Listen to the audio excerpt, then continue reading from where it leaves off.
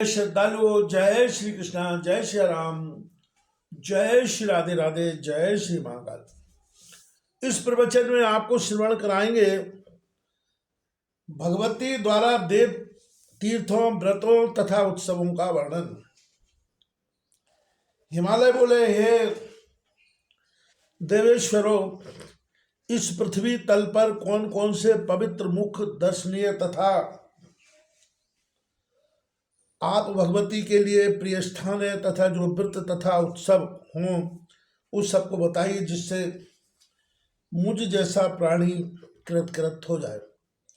देवी बोली, दृष्टिगोचर होने वाले सभी स्थान मेरे अपने हैं, सभी काल व्रत योग्य हैं, सभी समयों में मेरे उत्सव मनाए जा सकते हैं, क्योंकि मैं सर्व रूपणी हूँ। फिर भी हे पर्वतराज, भक्त वात्सल्य के कारण मैं कतिपय स्थानों को बता रही हूँ, आप सुनिए। कोल्हापुर एक श्रेष्ठ स्थान है जहाँ लक्ष्मी सदा निवास करती है। मातृपुर दूसरा, जहाँ भगवती रेणुका विराजमान है। तीसरा तुबजापुर है। इसी प्रकार सप्तशृंग भी एक स्थान है। हिंगुला, ज्वालामुखी, शाकंभरी, भ्रामरी, रक्तदंतिका और दुर्गा इन देवियों के उत्तम स्थान इन्हीं के नाम से विख्यात है। भगवती नील सरस्वती का चीन में स्थित कहा जाता है। भगवती बगला का बैद्यनाथ धाम में मुझ श्रीमान श्री भुवनेश्वरी का स्थान मणिदीप बताया गया है।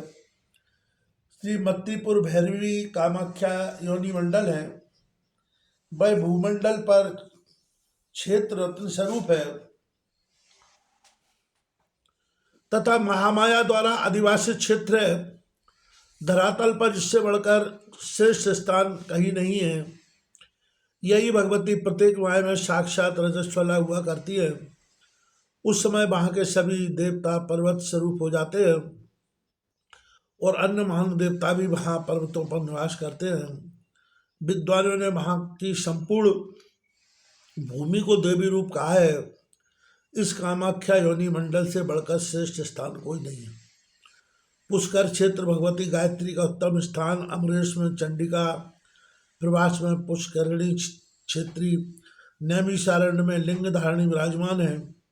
हरिश्चंद्र नामक स्थान में भगवती चंद्रिका और श्रीगिर पर शांकरी प्रतिष्ठित कही गई है। पुष्कराक्ष में देवी पुरुहुता और आषाढ़ी में भगवती रति प्रतिष्ठित है। चंडमुंडी नामक महान स्थान में परमेश्वरी दंडनी और भार भूमि में देवी भूति तथा नकुल में देवी नकलेश्वरी विराजमान है। जपेश्वर स्थान में त्रिशूला और आम्रातकेश्वर में देवी सूक्ष्मा है। महाकाल क्षेत्र में शांकरी, मध्य माँ नामक स्थान में सर्वाणी और केदार नामक महान क्षेत्र में भगवती मार्गदायिनी अधिष्ठित है। भैरव नामक स्थान में भगवती भैरवी और गया में भगवती मंगला प्रतिष्ठित कही गई है। कुरुक्षेत्र में देवी स्थाणुप्रिया और नागुल में भगवती स्वयंभुवी का स्थान है। कनखल में भगवती उग्रा, विमलेश्वर में विश्वेशा, 28वें महानंदा और महेंद्र पर्वत पर देवी मांतिका विराजमान है। भीम पर्वत पर भगवती भीमेश्वरी, वस्त्रपथ नामक स्थान में भवानी शांकरी और अर्धकोट पर्वत पर भगवती रुद्राणी प्रतिष्ठित कही गई है।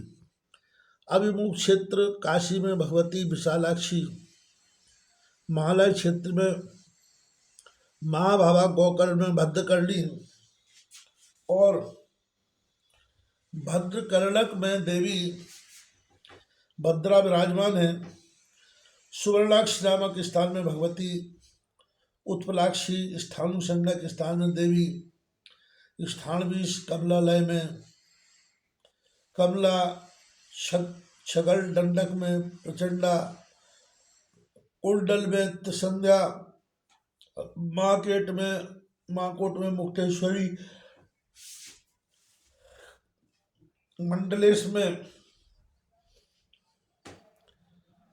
शांडिकी और कालंजर पर्वत पर काली प्रतिष्ठित है।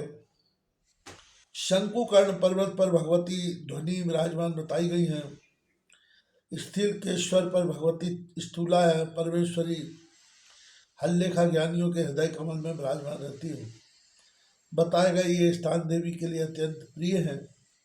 ये पर्वतराज पहले उन क्षेत्रों का महात्म सुनकर तत्पश्चात शास्त्रोक्त विधि से भगवती की पूजा करनी चाहिए। अथवा हे नगश्रेष्ठ, ये सभी क्षेत्र काशी में ही स्थित है, इसलिए देवी की भक्ति में तत्पर रहने वाले मनुष्यों को निरंतर काशी रहना चाहिए। वहाँ रहकर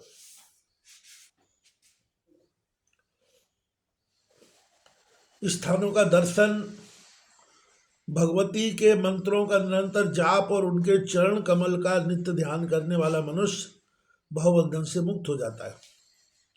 हे नग, जो मनुष्य प्रातःकाल उठकर भगवती के नामों का पाठ करता है उसके समस्त पाप उसी क्षण शीघ्र भस्म हो जाते हैं। जो व्यक्ति श्राद्ध के समय विप्रों के समक्ष इन पवित्र नामों का पाठ करता है उसके सभी पिता मुक्त होकर परम गति को प्राप्त हो जाते हैं। ये सुव्रत अब मैं देवी के व्रतों के विषय में बताती हूँ। सभी स्त्री पुरुषों को ये व्रत करने चाहिए। व्रतों में जो तृतीया के व्रत हैं वे अनंत तृतीया, रस कल्याणनी और आर्दानंद कर नाम से प्रसिद्ध हैं। शुक्रवार, कृष्ण चतुर्दशी तथा सोमवार को देवी का व्रत किया जाता है। प्रदोष भी देवी व्रत है। उस दिन देवादिदेव भगवान शिव सायंकाल के देवी पर्वतों को कुशासन पर विराजमान करके उसके समक्ष देवताओं के साथ नृत्य करते हैं। उस दिन आवास करके सायंकाल के प्रदोष में भगवती शिव की पूजा करनी चाहिए। देवी को विशेष रूप से संतुष्ट करने वाला यह प्रदोष व्रत प्रत्येक पक्ष में करना चाहिए। यह पर्वत सोमवार का व्रत मुझे अत्यधिक संतुष्ट करने वाला है। इस व्रत में भी उपवास करके भगवती की पूजा कर रात में भोजन करना चाहिए। इसी प्रकार चैत्र और अश्विन महीनों के दोनों नवरात्र व्रत मेरे लिए अत्यंत प्रियकर है। हे विभो, इसी प्रकार और भी नित्य तथा नैमित्तिक व्रत है। जो मनुष्य राग दोष से रहित होकर मेरी प्रसन्नता के लिए इन व्रतों को करता है वह मेरा सायुज्य पद प्राप्त कर लेता है। वह मेरा प्रिय भक्त है और मुझे अति प्रिय है। व्रत के अवसर पर झूला सजाकर उत्सव मनाने चाहिए। मेरा शयनोत्सव, जागरणोत्सव, रथोत्सव और दम्भोत्सव आयोजित करना चाहिए। श्रावण महीने में